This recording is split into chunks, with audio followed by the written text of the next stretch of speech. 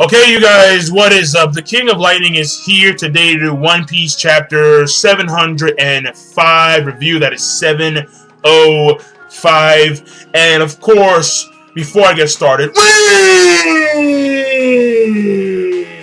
owe you guys that one. Yeah, man.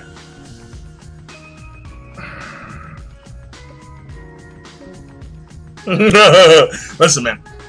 Jesus Burgess. I mean, and the chapter, I mean, like, he showed up, he did his thing, and then he leaves because he's part of Group A. But I'm just very excited because in this chapter, all of a sudden, there's like, first of all, it's confirmation. The guy with the scar on his face and the one who made that hole, he is Fujitora. He is Fujitora confirmation. So for those of you guys who said that Fujitora was this guy, Ruby, yeah, you guys are right. You guys were dead on. This guy is Fujitora. I mean, that one person, he did tell me that this person is a revolutionary. They were wrong, unfortunately, because this person being a revolutionary would have been very interesting because as of right now, the revolutionaries in the story are very like down low, and there's not much known about them aside from like Ivankov. Like, Ivankov was the only relevant revolutionary to take part in the actual story at hand involving Luffy and the others, whereas like that's it, just Ivankov. So there's been no one else, unfortunately. So where that goes, I'm not too, but you know, even though it's still badass as fuck to know, and it is great confirmation to know that this guy is in fact Fujitora. His real name, Isho. That's his real name. His real name is Isho. It's still, you know, badass confirmation. You know, great confirmation. But still, the revolutionary idea theory sounded nice. It really did. But so that being said, moving on. So there's no order to my video right now. No order because I'm gonna sit here and talk and give my thoughts. Right. First of all right, let me get these out of the way. There's Frankie, Zoro, Sanji, and Kinemon. Frankie right now, he appears to be tag teaming with the dog that was at the entrance of the Coliseum, who was running away from the soldiers. And Frankie wants to know where the fuck is this goddamn factory. Alright, I need to do my job. So it appears that Frankie is going to go on a solo mission. A solo mission to destroy this factory. That's what appears to be going on. Frankie's gonna go solo. I like that. I like that because Frankie right now, ever since the time skip, I haven't digged him that much. I mean, he has had good moments in this arc so far, and this is another good moment where he's gonna go solo to destroy his factory. I like it. Good on Frankie. So that's number one. Number two, Zoro, who was chasing his fairies. Apparently, it seems as if like he's caught the fairy. Well, no, he's confronted the fairies because after he runs and like falls off a building. I mean, I don't know why. I mean, he was on a building, falls off the building. He gets like this rock appears out of nowhere and gets dropped on his face. And when he looks, it appears as if he actually sees these fairies, these quote unquote fairies. And I mean. You know, like, we'll see what they look like eventually at some point. I mean, hopefully next week's chapter we'll see what these fairies look like. But apparently one of them is like clumsy. Like one of them says that he's clumsy. I believe something of that nature. And we're not too sure where that goes. Again, like, we're not too sure about the fairy thing, but it is progressing in that direction. In fact, one of the good things about this chapter One Piece is that there's a lot of progression story-wise. I mean, even though mainly it's setup, without a doubt, mainly it's setup, there was still a lot of progression story-wise, undeniably. So that's Zoro number two. Now number three, Kinemon. Kinemon is now he's being surrounded by these people. And these people, they know he's Firefox Kinemon because of the video footage that was shown in Punk Hazard. Because we all know that in Punk Hazard, there are all these Denden Mushis around that are watching because there were brokers watching. And I don't remember these guys being silhouettes during all those scenes of the brokers. I don't remember these guys because the one the guy had, he has like a distinct helmet. And I'm trying to like remember, did I ever see a guy wear the same helmet? And I don't fucking remember at all. I don't remember. I don't think so. So, like, I don't know. I just don't fucking know. I have no idea. But regardless, it's still, you know, it's still pretty cool to see. I mean, you know, just Kinemon, well, at least it's gonna be cool in the sense that we're gonna hopefully see some, you know, Kinemon solo action, take out some, they appear to be fodder. Now, I could be wrong, but they appear to be fodder level. So Kinemon gonna go in there, do some samurai, ding, and then, you know, just do his thing. And we're gonna, so, you know, hopefully we see more of the Firefox style, because it is hinted that Zoro may learn the Firefox style, which I can maybe see happening. I mean, see, and let me deviate here, alright? Sanji already has fire-based moves, so him getting the Mare no Mi, I don't see happening at all. And plus, Sanji already said back in Thriller Bark that the only fruit he ever cared about was the invisibility fruit. That's the only fruit he ever cared about, ever. So the Mare no Mi, I think, has no interest in him whatsoever. Zoro is hinted that he may learn this Firefox style, which is also fire-based techniques. And, you know, like, he may learn it, he may not, but even still, if he doesn't learn the Firefox style, him being a samurai, being a proud swordsman, I don't see him ever eating that fruit whatsoever. I just don't. Luffy already has, again, he has that Red Hawk fire-based move, and plus he already has a Devil Fruit inside him. And if he ever learned the same thing as, you know, Blackbeard in the future, then that's the future. But it's not gonna happen now. So, and Frankie doesn't want the fruit at all because he wants to be able to swim. Robin already has a fruit. Nami, I don't think she'd ever want it. Usopp, you see now, Usopp, he's question mark, like because Usopp wants to be a strong warrior of the sea. I'm just saying. Usopp, who the fuck knows? And Chopper's a no-go, and Brook's a no-go as well. So, yeah, like, out of the entire crew, the most plausible member that could get the Mare no Mi, if Luffy gets the fruit, is Usopp. I'm just saying it. So, moving forward, alright? Sanji has this thing where basically it appears that someone was either aiming a sniper rifle at him and Violet, solely Violet, or someone else, or some other couple. But basically, it's this guy was on a watchtower, and Sanji, like, he just warps over there, kicks him in the face, and like comes back down. And basically, he's like, you know, yeah. He's like, and Violet's really happy. She's like, you're so strong. Oh my god, you're awesome. And Sanji's like, and there's like an internal monologue where Sanji's like he's writing a letter in his internal monologue to like Nami and Robin. He's like, Nami, Robin, how is the weather where you are? I'm in the hurricane of love. And it's like, dude, like, get over yourself. I mean, I love him, God forbid, because Sanji's my favorite character, but still, it's like, whoa, like, truth be told, he's deserved a few hugs from females here and there. He's deserved a few hugs. I mean, especially from Nami. He has saved Nami on several occasions. And it's like, no, fuck you. So, it's like, come on, he needs some love. He's a man of passion, and he needs that love, LOV. And he gets none of that. So, you know, Violet is there to comfort him, and are the sugar walls coming? No, obviously not, because it's Shonen, that's why. But you know, Sanji, I'm proud of him, you know.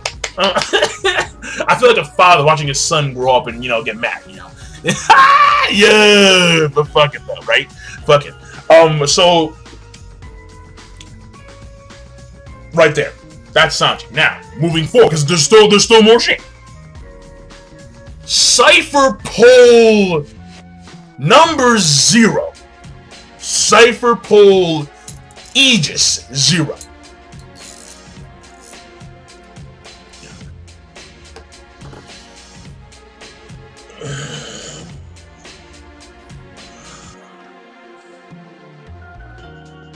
Yo. Yo. Cypher Pole. Aegis. 0. Oda. Who the fuck are these guys? Yo man. I mean, because we all know that in One Piece governmental standpoint, the common people know about Cypher Poles 1 through 8. Cypher Pole 9, CP9. They are the specific assassin agency that the government used to carry out their dirty deeds. But Cypher Pole 0, quote unquote, the world's strongest intelligence agency. They're rocking Rokishi hockey shit up the wazoo. You know they're rocking shit. They're rocking the craziest shit. Genpo's sword, Shin rope, I can't wait. I can't fucking wait. I cannot. Oda. Let's go. This guy in the middle, Mr.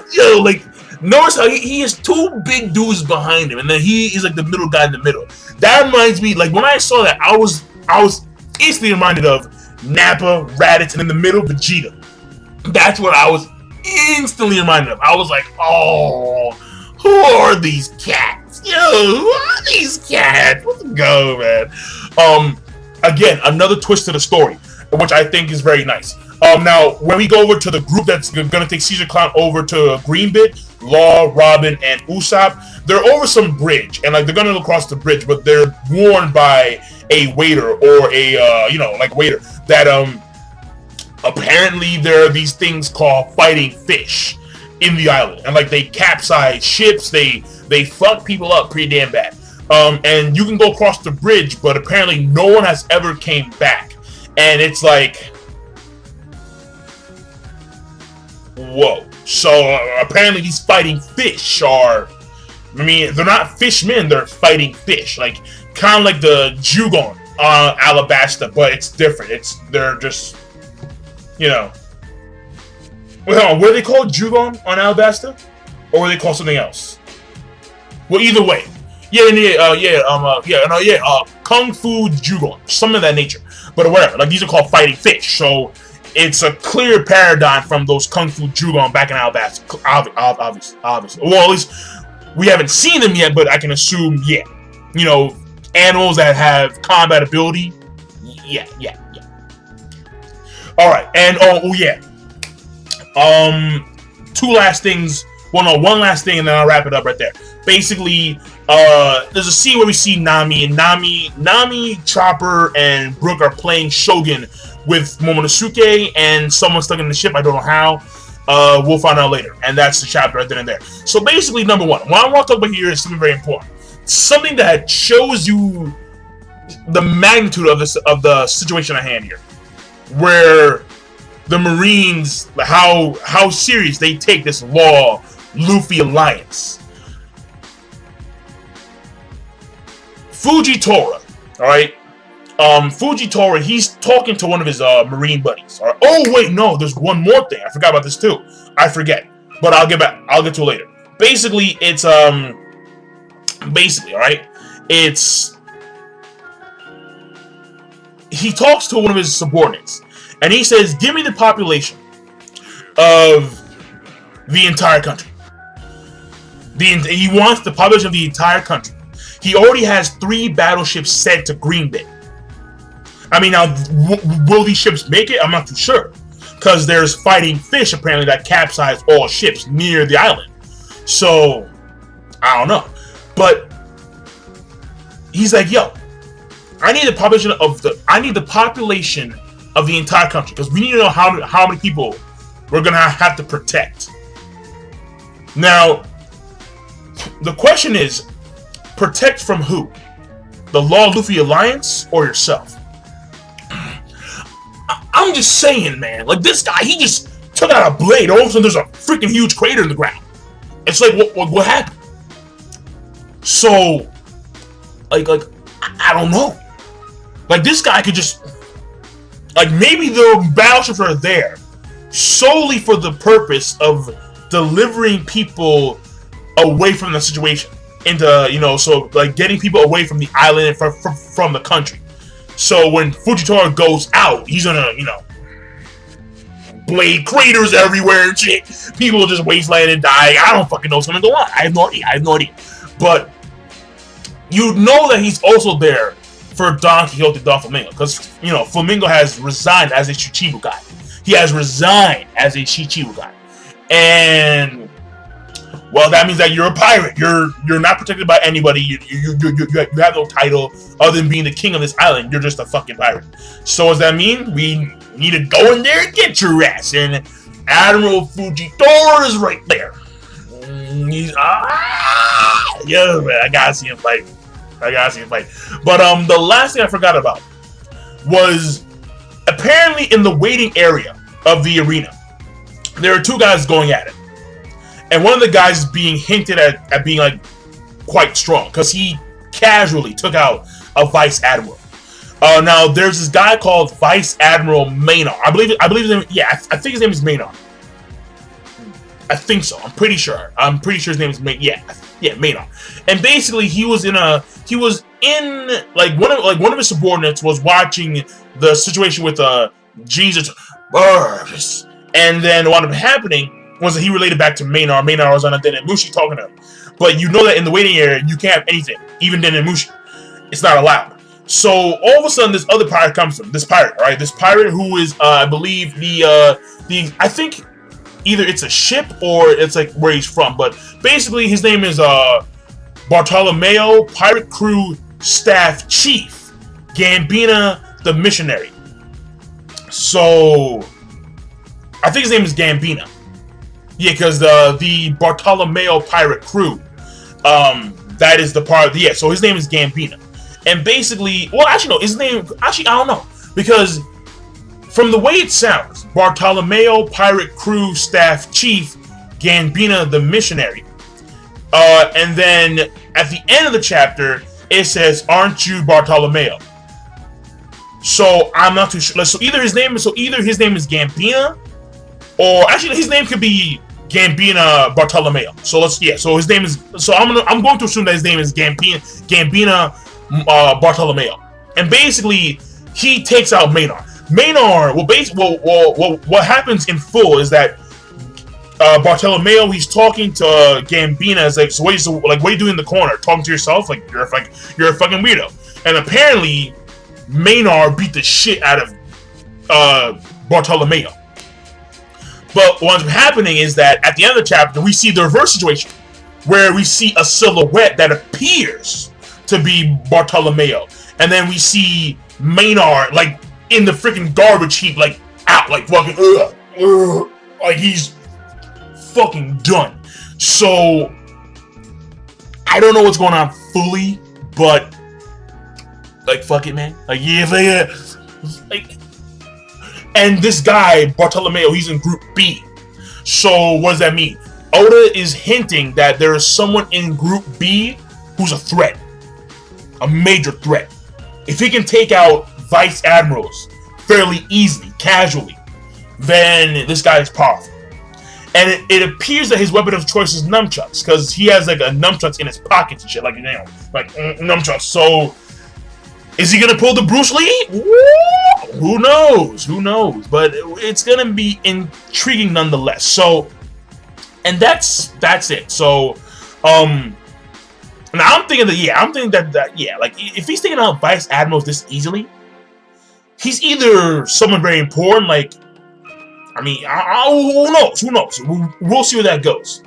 But it raises the stakes. The chapter is a setup chapter in full. It truly is. But because Bartolomeo, he's a setup. The Cypher Pole number 0 is also a setup for something truly epic. It's Cypher Pole. Cypher Pole equals epic. Jesus Merge, epic. The Fighting Fish, we're not too sure, but it is still set up for something. Of course, someone sneaking inside their ship, the Sun Ego, somehow, some way, that's also set up. And Fujitora going toward, I believe that he's going towards Greenwood right now. So he may run into Caesar Clown and the group that, yeah, he may run into Law and his group, but we're not too sure. We'll see. But Fujitora going to Green Bit right now, and his premonition of needing to know the entire populace, the number, so he can protect them if need be from either Law, Luffy, or himself. Again, it's all set up, all wonderful setup. So this was a good chapter, One Piece, a good chapter. And I'm done. So King Lightning, be sure, of course, rate, comment, and subscribe as always. And I'm signing out. Peace! Have a nice day. Yeah, let's go. Signing out.